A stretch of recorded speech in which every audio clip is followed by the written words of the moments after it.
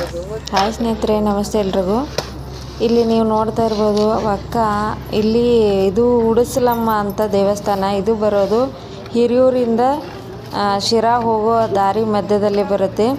ಇಲ್ಲಿ ಯಾವುದೇ ರೀತಿಯಾದ ಪೂಜಾರಿ ಅರ್ಚಕರು ಆಗಲಿ ಯಾರೂ ಇರೋಂಗಿಲ್ಲ. ನೀವೇ ಹೋಗಿಬಿಟ್ಟು ನಿಮ್ಮ ಕೋರಿಕೆಯನ್ನು ಕೇಳ್ಕೊಂಬಿಟ್ಟು ನೀವೇ ನಿಮ್ಮ ಕೈಲಾರ ತಗೊಂಡಿರೋ ಧೂಪ ದೀಪ ಎಲ್ಲ ಮಾಡಿಬಿಟ್ಟು ಪೂಜೆ ಮಾಡಿಕೊಂಡು ನಿಮ್ಮ ಕೋರಿಕೆಯನ್ನು ಕೇಳ್ಕೊಂಬಿಟ್ಟು ಆ ದೇವಿ ಮುಂದ್ಗಡೆ ಇರ್ತಕ್ಕಂಥ ಅಲ್ಲೊಂದು ಸ್ವಲ್ಪ ಎಷ್ಟು ಕಲ್ಲುಗಳಿದ್ದಾವೆ. ಆ ಕಲ್ಲುಗಳ ಮೇಲೆ ಕೂತ್ಕೊಂಡ್ರೆ ಸಾಕು, ನಿಮ್ಮ ಮನಸ್ಸಿನಲ್ಲಿರೋ ಕೋರಿಕೆ ಆಗುತ್ತೆ ಅನ್ನಂಗಿದ್ರೆ ಇಲ್ಲಿ ಒಕ್ಕ ತಿರುಗ್ತಾ ಇದೆಯಲ್ಲ, ಹಾಗೆ ಗರ ಗರ ಗರ ಅಂತ ತಿರುಗಿಬಿಡುತ್ತೆ. ಇಲ್ಲಪ್ಪ ಸ್ವಲ್ಪ ನಿಧಾನ ಆಗೋದು, ಇನ್ನು ಟೈಮ್ ಹಿಡಿಯುತ್ತೆ ಅನ್ನಂಗಿದ್ರೆ ನಿಧಾನ ತಿರುಗುತ್ತೆ. ಇಲ್ಲ ಕೆಲಸ ಆಗೋದೇ ಇಲ್ಲ ಅನ್ನಂಗಿದ್ರೆ ಆ ಕಲ್ಲು ತಿರುಗೋದೇ ಇಲ್ಲ.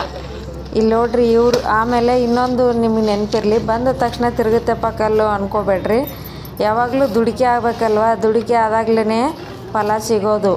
ದುಡಿಕೆ ಇಲ್ದೇ ಫಲ ಕೊಡು ಅಂದರೆ ಆಗಲ್ಲ. ಹಾಗಾಗಿ ಫಸ್ಟಿಗೆ ಹೋದ ತಕ್ಷಣ ಏನು ತಿರುಗೋಂಗಿಲ್ಲ. ಬಟ್ ಒಂದು 2-3 ವಾರ ಹೋಗಬೇಕು. ಆಮೇಲೆ ನಿಮ್ಮದು ಸ್ವಲ್ಪ ದುಡಿಕೆ ಆದಮೇಲೆ ನಿಮಗೆ ಒಂದು ದೇವಿ ಅಪ್ಪನೇ ಆಗಕ್ಕೆ ಸ್ಟಾರ್ಟ್ ಆಗ್ತೈತಿ. ಇವಾಗ ಈಗ ತಿರುಗ್ತಾ ಇರೋದು ನಾನು ಕೇಳಿದೆ ಎಷ್ಟು ದಿನದಿಂದ ಬರ್ತಾಯಿದ್ದಾರೆ ಅಂತ. ಸುಮಾರು 1 ವರ್ಷದ ಮೇಲಿಂದ ಬರ್ತಾಯಿದ್ದಾರೆ.